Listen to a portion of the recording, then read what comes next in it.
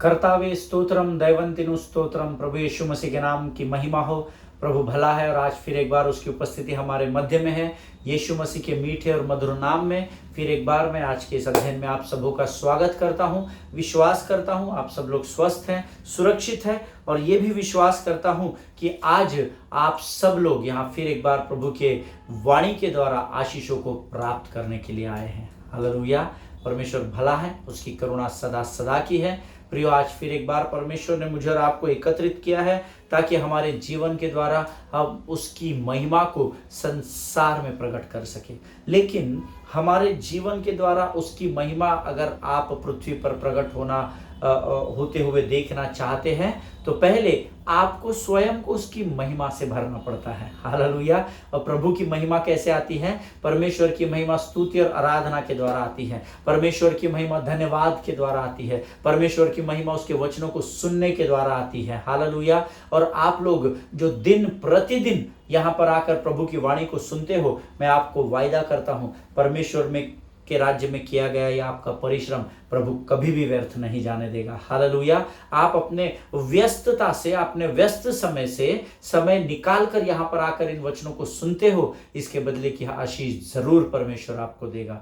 आमीन। प्रभु यीशु मसीह के नाम में आज हम सबों को पवित्र आत्मा ने यहाँ पर इकट्ठा किया है ताकि हम उसकी वाणी का आदर कर सके। देखिए, ये वचन कहाँ तक पहुँचाया जाता है मैं नहीं जानता। कौन लोगों के पास इसका लिंक है ये भी मैं नहीं जानता, लेकिन जो आदर करेंगे वो आदर को पाएंगे। हालेलुया।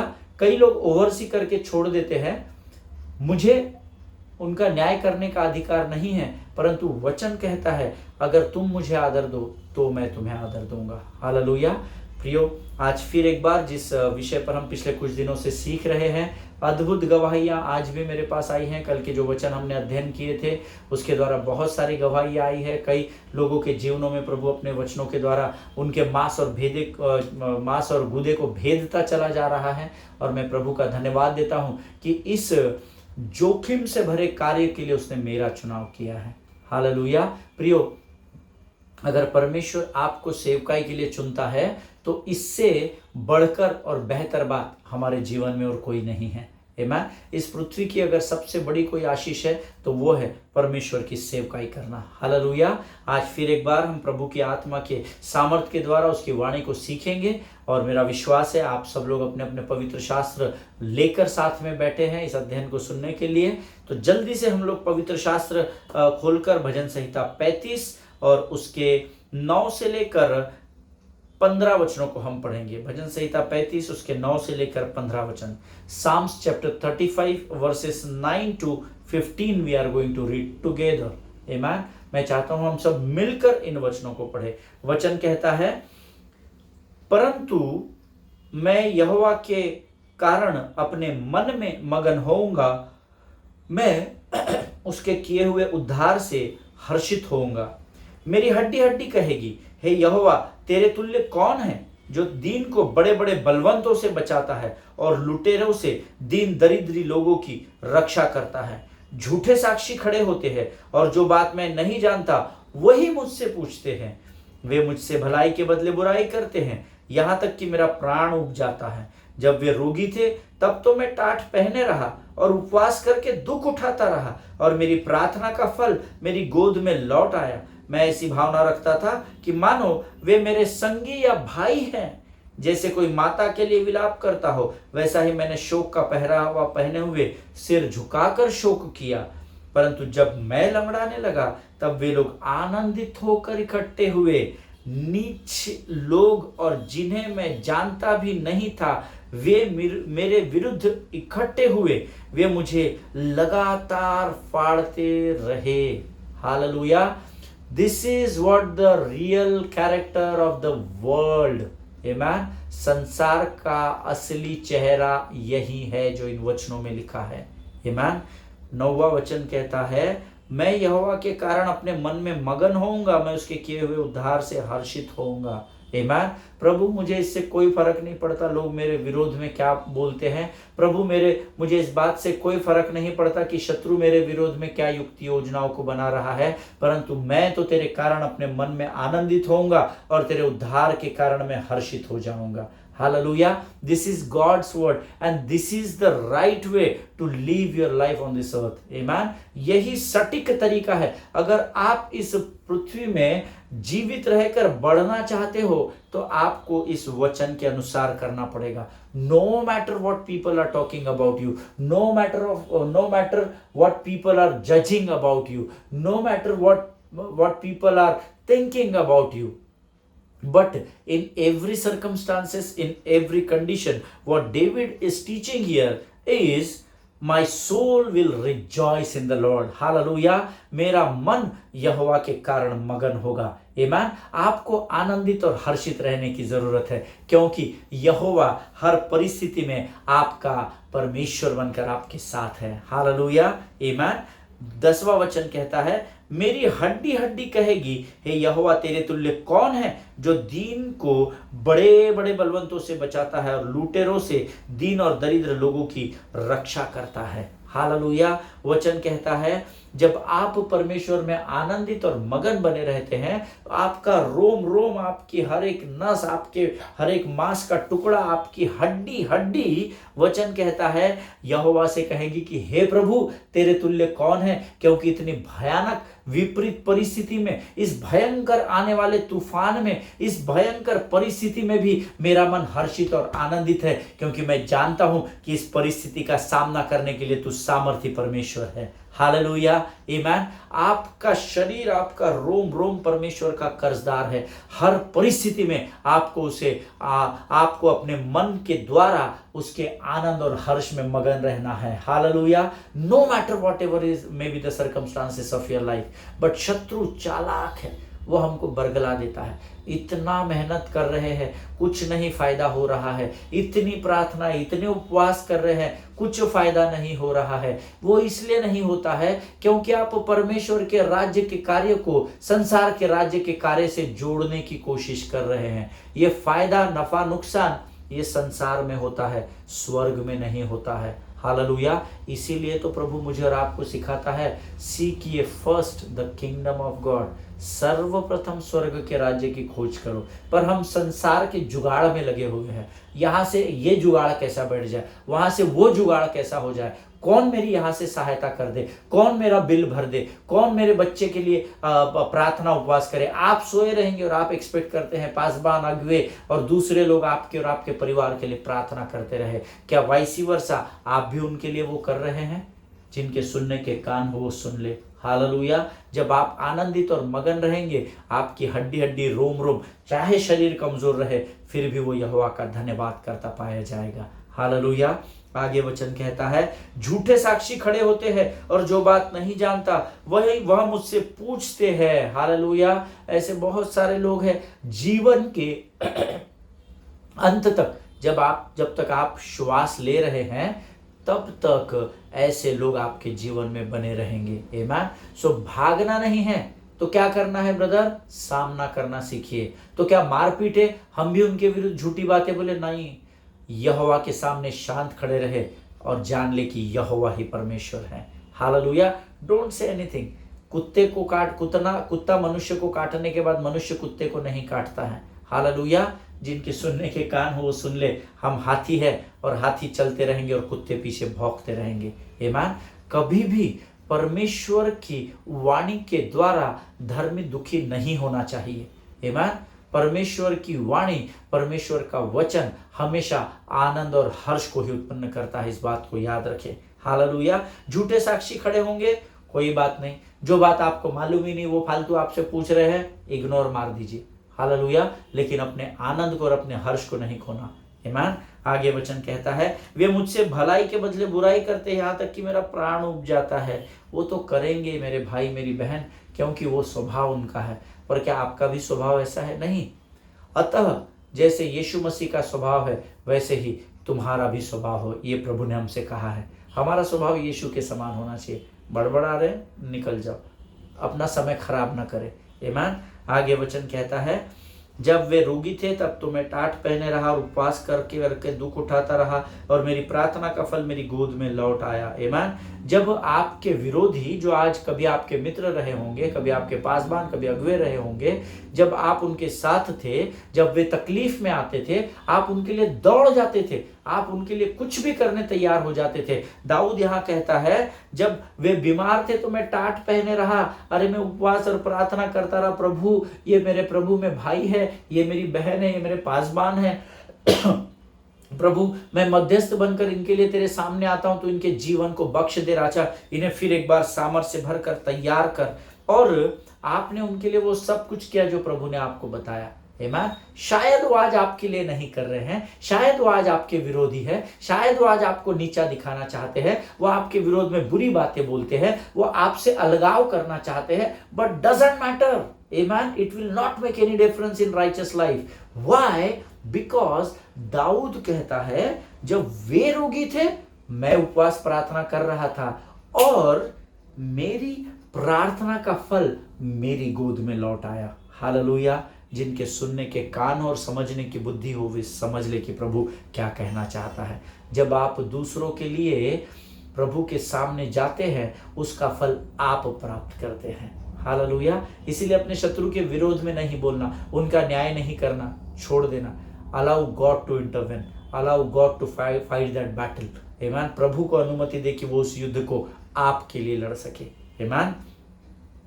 मैं ऐसी भावना रखता था मानो वे मेरे संगी या भाई है, जैसे कोई माता के लिए विलाप करता हो, वैसे ही मैंने शोक का पहरावा पहने हुए सिर झुकाकर शोक किया। हालेलुया। हे प्रभु, मैं ऐसी भावना को लेकर चलता था कि नहीं यार, ये तो मेरा परिवार है, ये मेरे अपने लोग हैं, मैंने उनके लिए वो सब किया प्रभु जो तूने मुझे करने के लिए कहा। लेकिन आगे दाऊद कहता है कि जब मैं लंगड़ाने लगा तो वे आनंदित होकर इकट्ठे हुए। This is the real face of the people. Hallelujah.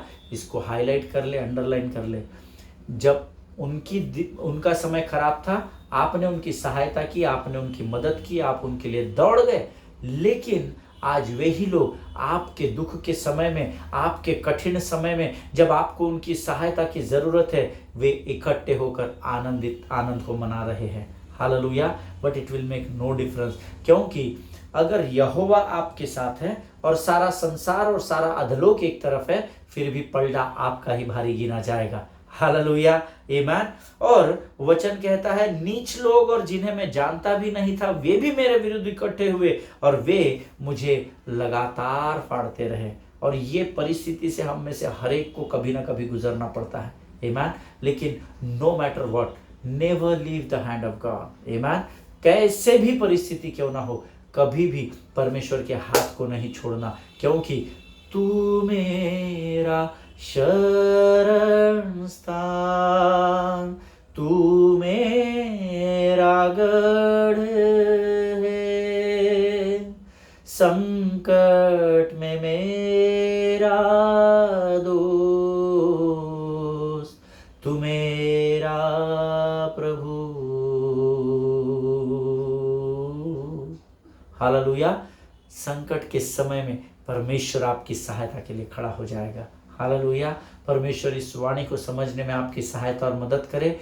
प्रियो, ये हर एक वचन जो हम रोज सुनते हैं और प्रभु हमें अगुवाई करता है, ये हर एक जीवन, हर एक शब्द अगर आप ग्रहण कर कर आगे बढ़ने लगेंगे, मैं आपको बताऊं, आपके जीवन में परमेश्वर उथल पुथल कर देगा। हालेलुया। आपके शत्रु रोज हजारों की तादाद में आपके पांव के नीचे परमेश्वर रौंदता चला जाएगा। हालेलुया। आमीन। प्रभु इस बात को समझने में आपकी सहायता और मदद करे। प्रभु का धन्यवाद दे कि परमेश्वर ने आज इस वचन के द्वारा हमसे बातचीत की है। और आइए इस समय हम अपना पूर्ण समर्पण परमेश्वर को दे, ताकि आने वाले वचन हमारे जीवन के लिए लाभ और आशीष का कारण बन सके। आमीन। Let us pray. खुदावन प्रभु यीशु नासरी के नाम से सुंदर और पवित्र समय के लिए हम तुझे फिर एक बार धन्यवाद देते हैं राजा। प्रभु तूने आज हमें फिर एक बार वचन के द्वारा सामर्थ्य से भरा, हम तेरा धन्यवाद देते हैं। इस समय हम प्रार्थना करते हैं प्रभु परमेश्वर पिता, आने वाले वचनों के लिए राजा, प्रभु इन वचनों को समझने के लिए लगने वाली स्वर्गीय बुद्धि और ज्ञान से भरकर तू हम में से प्रत्येक को तैयार कर राजा। प्रभु हम तुमसे प्रार्थना करते हैं राजा कि जो वचन हम सुनते हैं वो हमारे जीवन के द्वारा औरों के लिए आशीष का कारण बन सके। इस समय हम अपने आप को यीशु मसीह के लहू में डुबो देते हैं राजा। तूने हमारी प्रार्थना को स्वीकार किया, ऐसा विश्वास करते हैं स्वर्ग के परमेश्वर, और इस विनती को धन्यवाद के साथ यीशु के नाम से मांगते हैं, सुन और बड़ी दया से ग्रहण कर। आमीन आमीन। हालेलुया। प्रियो, हम पिछले कुछ दिनों से उपवास में कैसे सफलता को प्राप्त करना है इसके विषय में सीख रहे हैं। जो लोग लगातार वचनों को सुनते हैं वो जरूर आशीष पा रहे हैं, ऐसा मेरा विश्वास है। हमने सीखा कि जैसे नियोमी ने अपनी बहू रूत को बोअज के पास जाने से पहले जो आज्ञाएं दी, उन आज्ञाओं को पालन करने के द्वारा क्या आशीष परमेश्वर ने रूत के जीवन में दी, उसके द्वारा हम इस बात का अध्ययन कर रहे हैं। और हम जानते हैं परमेश्वर चाहता है कि जब भी हम उपवास करें तब सबसे पहली बात हम अपने आप को पवित्र और शुद्ध करें, परमेश्वर के सुगंधित अभिषेक के द्वारा अपने को तैयार करें, उद्धार के वस्त्र और यश का ओढ़ना या धर्म की चादर के द्वारा हम अपने आप को लपेट ले, और ये सारी चीजें जो परमेश्वर हमें सिखाता है वो हम करते चले जाए। चौथी बात जो परमेश्वर की आत्मा ने हमें सिखाई, इन तीनों बातों को करने के बाद हम अपना संपूर्ण समर्पण परमेश्वर को करें, which is one of the most important part in fasting. Allow Holy Spirit to lead you. Amen. You must be led by Holy Spirit when you fast and pray. It is not your wisdom, it is not your power, but it is His wisdom and His power. Hallelujah. जब आप उपवास करें तो परमेश्वर की सामर्थ और परमेश्वर का अभिषेक आप में कार्य करता चला जाए। हालेलुया। और उसके बाद हमने इस अंतिम बात को सीखना आरंभ किया था कल, और आज हम इसको समाप्त करेंगे इस अध्ययन को। और मैंने आपसे कहा था ये चारों बातें करने के बाद we are being faithfully compliant. Hallelujah. हमको परमेश्वर के इन चारों बातों का और बाकी सारी आज्ञाओं का बड़ी ईमानदारी से अनुपालन करना जरूरी है, कंप्लायंट होना जरूरी है। सिर्फ सुनकर भूलना नहीं है, बट हमको इस पर मनन और अध्ययन करके इसका बड़े आज्ञाकारिता के साथ ईमानदारी से पालन करना जरूरी है। हालेलुया। मैंने आपको कल कुछ बातें बताई थी, आज मैं चाहता हूं कि हम इससे आगे में जाए। आमीन। और रूत की किताब उसका 3 अध्याय उसके 9 और 10 वचनों को हम पढ़ेंगे। The book of Ruth chapter 3 versus 9 and 10। मेरा विश्वास है आप सबों के पवित्र शास्त्र आपके पास है और आप मेरे साथ इन वचनों को पढ़े, ऐसी मैं आपसे विनती करता हूं, क्योंकि मुंह के द्वारा विश्वास के परिमाण के अनुसार ही परमेश्वर आपको आशीष को उत्पन्न करता है। Hallelujah. Let us read it together. उसने पूछा तू कौन है। हमने कल देखा था कि कैसे नियोमी रूत को बताती है कि तू जाना और उसके पांव उघाड़ के उसके पांव के पास लेट जाना। आमीन। अब जब वो पांव के पास लेट गई है तब बोअज जाग उठता है और बोअज ने रूत से पूछा तू कौन है। तब वह बोली मैं तो तेरी दासी रूत हूं, तू अपनी दासी को तेरी चद्दर ओढ़ा दे, क्योंकि तू हमारी भूमि छुड़ाने वाला कुटुंबी है। उसने कहा हे बेटी, यहोवा की ओर से तुझ पर आशीष हो। आगे का हम नहीं पढ़ रहे हैं क्योंकि हमारा अध्ययन का विषय इतना ही है। जब आगे से क्या ये वचन हमें क्या सिखाता है, जब कभी भी आगे से, शायद आप आज फास्टिंग में हो लेकिन आगे से कभी भी आप उपवास करें तो आप क्या करेंगे, आप अपने उपवास के दौरान इन 5 बातों को करेंगे जिसके द्वारा आप परमेश्वर से विनती और विचारों से अधिक बढ़कर आशीषों को प्राप्त करेंगे। हालेलुया।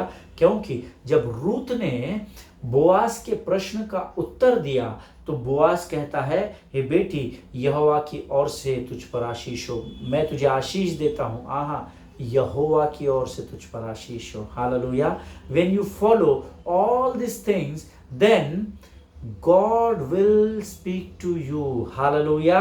बोअज ने अब यहाँ पर नियोमी से बातचीत की है। हालेलुया। जब आप उपवास के लिए इन तरीकों का पालन करेंगे तो परमेश्वर यीशु नासरी सीधे आपसे बातचीत करेगा। आपका दूल्हा अपनी दुल्हन से बातचीत करेगा और वो कहेगा जा, यहोवा की ओर से तुझ पर आशीष हो। हालेलुया। आमीन। क्योंकि मैंने आपको ये वचन इसलिए बताया क्योंकि इसके आगे जब आप पढ़ेंगे तो बहुत अद्भुत बातें लिखी है, लेकिन हम उसमें से एक वचन पढ़ेंगे। रूथ की किताब उसका 3रा अध्याय उसका 15 वचन हम पढ़ेंगे। The book of Ruth chapter 3 verse 15 says, तब बोअज ने कहा, जो चद्दर तू ओढ़े है उसे फैलाकर पकड़ ले, उसको फैला ले और उसको पकड़ कर रख, उसको ताने रहे। और जब उसने उसे पकड़ा तब उसने 6 नपुए नाप कर उसको उठा दिया, फिर वह नगर में चली गई। हालेलुया। अर्थात वो उसके पाँव के पास, मैं इसको इमेजिन कर रहा था, वो उसके पाँव के पास सोई होगी, शायद उसको धक्का लग गया होगा पाँव को, या झपकी लग गई होगी, उसको टच हो गया होगा। तुरंत से बोआज उठकर बैठा, उसने सारी चीजें पूछी और उसने कहा कि तू हमारी भूमि छुड़ाने वाला कुटुंबी है। और उसने उससे कहा, हे बेटी, यहोवा की ओर से तुझ पर आशीष हो, चल अभी घर निकल। ना ना ना ना। 15 वचन कहता है, तब उसने 6 नपुए नाप कर उसे उठा दिया, फिर वह नगर को चली गई। जब आप परमेश्वर के मंदिर में आते हो, परमेश्वर आपको खाली हाथ या छूचे हाथ बाहर नहीं जाने देता है। हालेलुया, आमीन। लेकिन ये उसके लिए संभव है जो परमेश्वर की आज्ञा का पालन उस मंदिर में करता है। हालेलुया। प्रियो, जब मैं इसको गिन रहा था, टेक्निकली और मैथमेटिकली मैं 6 नपुए नाप कर उसको गिन रहा था, तो ये जो नपुए यानी जौ बोलते हैं ना, जौ, या जिसको जौ का तेल बोलते हैं ना, जवस का तेल, जवस बोलते हैं मराठी में। सो 6 नपुए नापना, 6 नपुए जौ यानी अराउंड 21 लीटर्स होता है। वो 21 लीटर, अब मुझे नहीं पता जवस का रेट क्या है, लेकिन 21 लीटर उस समय में इतना उसने उसे वो जौ दिया। और उसने वो चादर को, देखिए ये चादर क्या है मैं आपको बताना चाहता हूं। ये चादर और कुछ नहीं परंतु this are your expectations from the Lord. Hallelujah. ये एक्सपेक्टेशन की चादर है। जब आप 1 2 3 4 5 इन 5 बातों को अपने उपवास में पूर्ण करते हो और तब आप प्रभु से कहते हो, प्रभु मैंने तो मेरा काम कर दिया, अब जो कुछ भी आशीष तुझे देना चाहे तो मुझे दे सकता है। तब जब आप एक्सपेक्टेशन के साथ उसके सामने जाते हो, तब उस चादर पर वो आशीष उंडेलता है। जैसे यहाँ बोअज ने उस रूत को 6 नपुए माप कर दे दिया था। हालेलुया। परमेश्वर के मंदिर से कोई भी बाहर छूछे हाथ नहीं जाता है। आमीन। और एक बात स्मरण रखिए, परमेश्वर केवल एक बार आशीष देकर ठहरता नहीं है, चल रे बाबा जितनी प्रार्थना की उतना कोटा ले और चला जा। No, he is God. आमीन। वो न रुकने वाला परमेश्वर है, वो ना ऊँघने वाला ना सोने वाला परमेश्वर है। वो एक बार आशीष देकर ठहरता नहीं है। क्यों पास्टर साहब? क्योंकि उसके आगे रूत की पुस्तक उसका 3रा अध्याय उसका 18 वचन हम सब पढ़ेंगे। The book of Ruth chapter 3 and verse 18 says, उसने कहा, नियोमी ने कहा, हे मेरी बेटी, जब तक तू न जाने कि इस बात का कैसा फल निकलेगा तब तक चुपचाप बैठी रहे, क्योंकि आज उस पुरुष को यह काम बिना निपटाए चैन न पड़ेगा। हालेलुया। जब आप आपकी जिम्मेदारी को परमेश्वर के प्रति पूर्ण कर देते हैं, आप उसके आज्ञा और वचन के कहे अनुसार उसके अपनी जिम्मेदारी को उसके राज्य के प्रति पूर्ण करते हैं, जब आप अपने पूर्ण समर्पण को उसके राज्य के प्रति करते हैं, तो वचन कहता है परमेश्वर चैन से नहीं बैठता है। हालेलुया, आमीन। वो इस ताक में रहता है कि कब इसको आशीष दूं, क्योंकि इसने मेरी कही हुई बातों को पूर्ण किया है। Now this is my turn to bless my people. Hallelujah, आमीन। अगर आप मेरी बात से सहमत है तो आप आमीन कहे। नाउ किसी ने, मैं पिछले दिनों इस विषय में किसी से बातचीत कर रहा था, किसी ने मुझे पूछा, पास्टर साहब हमको ये समझ में नहीं आया, तू चुपचाप बैठी रहे क्योंकि आज उस पुरुष को यह काम बिना निपटाए चैन न पड़ेगा, ये कौन सा काम है, हमको समझ में नहीं आया।